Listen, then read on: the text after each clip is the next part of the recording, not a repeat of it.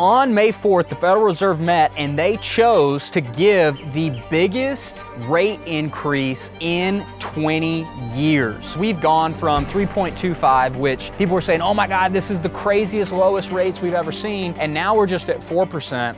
And people are freaking out. People are saying, oh my God, the housing market's gonna crash. Everything's gonna crash. And in a way, things have started to crash. If you look at the stock market right now, down big time. Why this is really catching my attention and should be catching your attention, I'm not sure if you saw the report that came out, but inside of Q1, we had negative GDP growth. Gross domestic product is essentially like how much we produce, how much money we collect, the economy, right? A dollar amount of the economy. And GDP went down from the prior quarter by more than 1%, negative 1%, when projections were calling for a 1% growth, which is a 2-point swing worse than we thought that we would do. That's bad news. Why is that bad news? Because if you have 2 consecutive quarters, I mean, if we go Q1, Q2, both having negative GDP growth, that means that we are technically in a recession. We've already got to first base, we're rounding second. As I'm recording this video in May 2022, we could technically be in a recession if the GDP growth for this quarter is negative. And so what does this mean for real estate investors? Well, I'll drop a link below. It's a MoneyCafe link, and you can view here the prime rate. Prime rate is the rate at which banks are willing to lend money to their best customers, right? So if you were a bank's favorite customer, you had great financials, huge portfolio, pretty much the lowest rate you're ever gonna get is the prime rate. And the prime rate is a certain amount above what the Federal Reserve is willing to lend to banks. What the Federal Reserve did is they raised their rate that they lend to banks, and then subsequently, the banks go out and they raise their rates to customers, because the banks are just playing the middleman. They're playing the middleman between the money they get from the Federal Reserve and the money they lend, and they're making a spread of that. The bank spread is going to stay at what the bank spread is. Now, the bank would rather interest rates be lower because more people take out loans. When interest rates go up, the bank still makes the same spread, but less people are taking out loans. As we go forward, the cost of borrowing, let's just say $100,000, is going to be more expensive than it was a year ago. But the big news here is not that it got more expensive. We knew that it would get more expensive. The big news is that we had the biggest increase in history. We were at 3.25, and then we raised at the beginning of the year by 25 basis points. That took us to 3.5 prime rate. And then the Federal Reserve dropped the bomb that they were doing a 50 basis point increase. And that took us up to a 4% prime rate. You're spending more at the gas pump. You're spending more on rent. You're definitely spending more on food. I can't go to the grocery store now without spending at least $100 just for a couple bags of groceries. People are spending the same amount of money, but people have less discretionary income. I don't think that the housing market is going to crash. I don't think it's going to continue to increase at 15 or 20 or 25% per year. I think that house prices might level off because there's a lot of pent-up demand out there. And even at higher interest rates, people are still willing to go out and to buy houses because there's still a lot of cash in the economy. One thing that hasn't changed is the amount of cash that was sitting on the sidelines is still out there. And if home prices start to go down,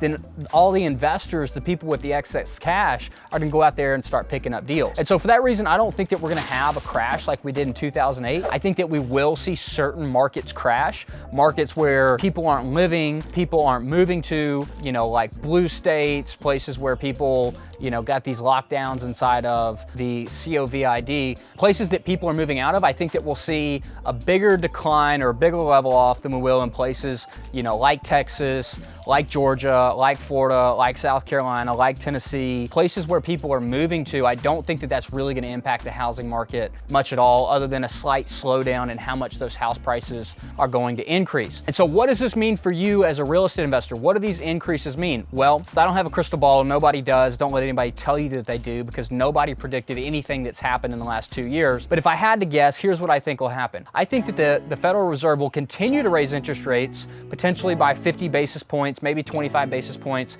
I think that we'll see 1, maybe 2 more increases this year in 2022. And that'll probably drive the prime rate up to 5, maybe even 5.5%. But at the end of the day, I don't think that we could get interest rates to a place of, 8.5%, because the amount of debt that the government has, the amount of debt that some consumers have, they won't be able to service that debt if interest rates get to 8.5%. What I mean by that is if interest rates keep going up, it's just gonna tank the economy. It will fight inflation, but it'll cost the economy. And so what I think will happen is that the Federal Reserve will realize that, and they're gonna come through and say, we're gonna raise rates, we're gonna raise rates, and they're gonna get to, you know, maybe a 5.5% prime rate, and then they're going to realize that it just can't be supported, and they're going to stop raising those interest rates, and they're going to let inflation run rampant. I really do think it's important that during these times, you're focusing on getting any money you have into real productive assets, something that you can touch, right? Not Bitcoin, you can't touch Bitcoin, and Bitcoin is also not productive. Warren Buffett said this at the Berkshire annual shareholder meeting recently, and this is what a friend told me who was there, so I might have this off. But he'd rather have one cow than all the Bitcoin in the world, because a cow produces milk and Bitcoin doesn't produce anything. The only value you get out of Bitcoin is if somebody else who wants to buy Bitcoin will buy it from you. Cows continue to produce something. So think about that analogy whenever you're thinking about investing during these times. Buy productive things. Commercial real estate, rental houses, those are productive assets. They produce value for the people who are using those spaces, and space will always be needed. Now remember, whenever you go out and you borrow money today at say 5.5%, if you can fix that rate for 30 years or 20 years, if rates go up, who cares for you, right? You've borrowed that money at a locked interest rate. Now, if rates go back down, like I think that they will, what happens? You can do a refinance and you can take advantage of the lower rates. And so to lock in money today, lock in debt today, you're in a win-win position. If interest rates go up, you maintain the historically low interest rates. If interest rates go down, all you have to do is refinance. So true win-win. Right now is a great time to be investing in real estate. It's a great time to be investing in businesses or productive assets that are real. Don't let your emotions get the best of you. Stay calm, stay cool, stay level-headed, get information you need, and always be looking for opportunities, because no matter what happens, opportunities are always out there. You just have to be looking for them. I hope you guys liked this video. If you did, please do me a favor, hit the like button, subscribe to the channel, and I hope that I can serve you guys, keep you up to date on what's going on, how I see things inside the real estate world. Be great. I'll see you in the next video.